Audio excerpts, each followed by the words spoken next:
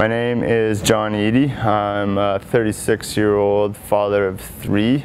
I grew up in Kincardine, Ontario and took electrical engineering at college and then moved out to BC to pursue my dream of working with BC Hydro.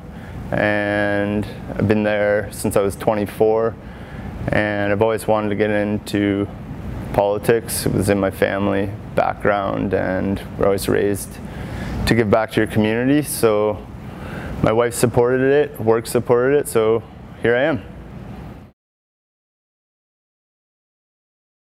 Well, I decided to run because I always wanted to get into municipal politics to start really giving back to the community on a higher level.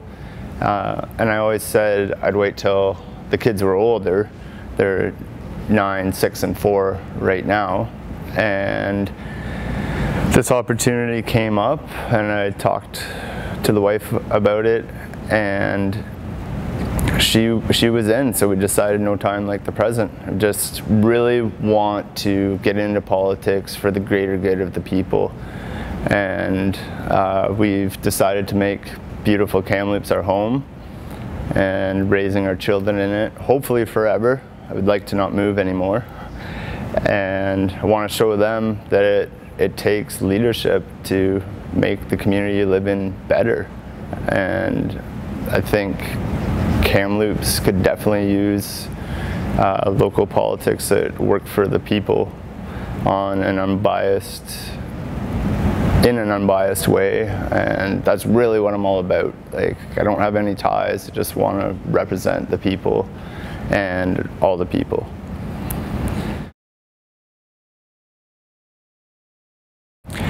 Well, I touched on it already, but my top priority really is just representing the people for the greater good. But as far as a 1-year term in Kamloops, I'm quite aware it's pretty hard to reinvent the wheel that far into a term. But I would really like to start the conversation on the doctor shortage. And by that I mean looking at municipal incentives at the Kamloops level, if the budget can afford it, of course, to attract and retain doctors.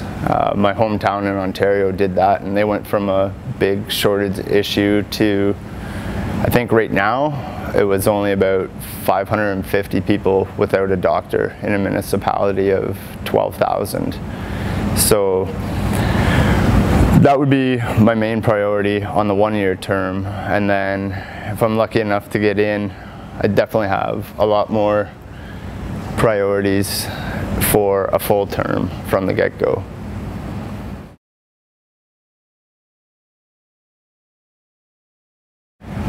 That is a beautiful question, and I think TRU itself does already retain a large portion of students that grew up in Kamloops and attracts quite a few too. Short answer, more better paying jobs around Kamloops for when they graduate or are done high school and aren't pursuing post-secondary. And without getting into it too far right now, I think that's the simple answer. Being a college graduate myself, that was really what led me to where I ended up living, was that first real opportunity out of school. So I think I'd really like to focus on what we can do to diversify the economy and, sort of pair it up with what TRU offers, as well as what Kamloops could do so that people could not only grow up and go to post-secondary here, but stay around, not have to make the big move to Vancouver or follow the jobs. Aside from that, because life's not all about work, like, from what I can tell, although I have little to no social life with 3 young children, we could definitely focus on some more non-party things for university age people to do, whether it be in the arts and culture or just basically more youth-inspired activities kind of thing, you know, where people like that might be really engaged in the community like yourself could actually spend some time enjoying it. Aside from, I mean, we got all the natural outdoor activities, which is great, but that's not for everyone. Not a very specific answer, but I think that's really what it comes down to, is more good paying jobs to get into after school and just more activities for young people.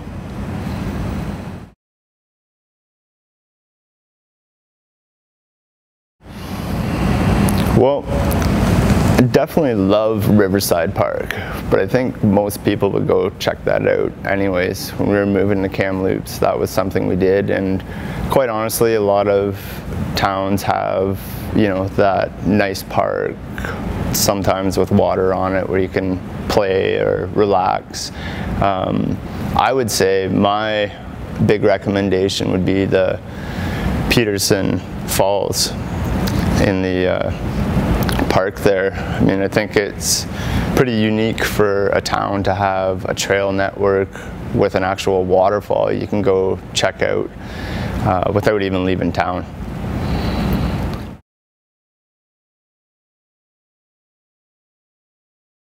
Well, I think Kamloops' most urgent transportation need is continuing to focus on the I own a vehicle type population. There's been great improvements in like some extra bike lanes and more bus routes that stop more, but quite honestly, I really think it could be a lot better. I live up in Juniper and I constantly hear complaints. Being involved in the Juniper Ridge Community Association, that's one of the big things that people complain about. So I really think that we could keep the momentum going and prioritize optimizing like the bus routes and more bike accessible areas. Like it's really challenging in Kamloops with the hills, but a combination of both I think could really promote the sort of carbon free or carbon minimal for buses travel. And I'm pretty interested in the car sharing thing too, especially in Kamloops where like I said, the hills aren't very conducive to biking around, but that would be it. It's just focusing on those, improving the ability to get around without owning a vehicle.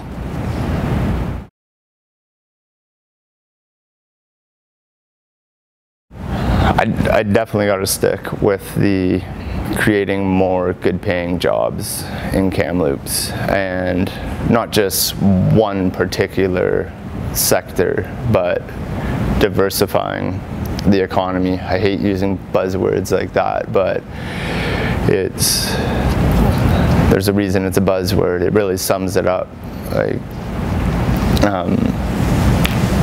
just having more options for working and staying around here, other than, you know, the health, railway, or having to fly out to go work somewhere else, because as a family man I would hate to be in that situation.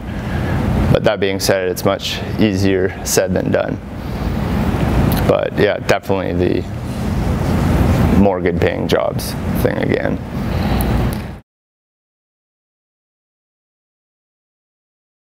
I'm gonna sound like a broken record, but creating more good paying jobs, and as far as the next 20 years go, I'd really like to see Kamloops focus on things like the solar industry and the entire green movement. As I found out walking around today, we got a lot of sun, so and there's lots of great things going on in the solar industry, whether it be like Tesla's roof shingles that are actually solar cells. And the electric car is coming and getting more popular. So I'd really like to see us capitalize on all the sun that's here. Maybe not on an industrial scale, because unfortunately we do get socked in quite a bit in the winter. But in terms of smaller residential products, I know some people I was talking to would love to see like tax breaks for solar panels and so on. But again, there's the whole having to balance the budget thing. But I think that's a big one, and would love to see more focus on like local agriculture and promoting like locally grown food and farming and vineyards. I know it's pretty hard to have a vineyard within city limits, but it does bring a lot of people to town and employ a lot of people on a short trip. And we got some beautiful farmland pretty close that I've always kind of wondered why there weren't more vineyards out there. So that I think is the biggest, for me anyway, as far as helping Kamloops grow and the people of Kamloops be able to stay around.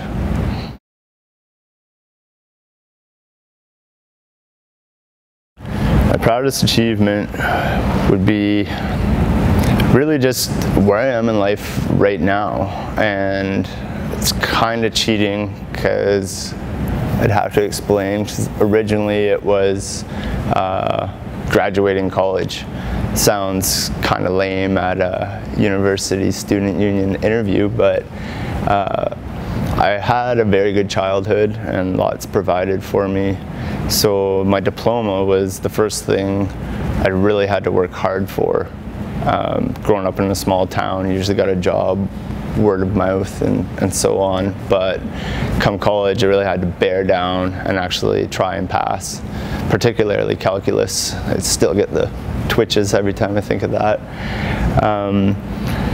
And then that really was the turning point in my life. Like, it allowed me to move to BC to pursue my dream of working for BC Hydro after my first visit to BC in my first year of college, and met my wife here, and then had the 3 children over a few years. But at the end of the day, definitely my children are the proudest achievement of my life. That's not necessarily going to resonate with people that don't have it, but if you do, you'll understand for sure.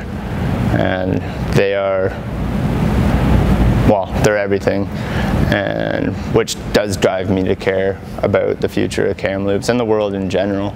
But without a doubt, my children, and I won't say which one in case they ever watch this one day, but just my children in general are my proudest achievement.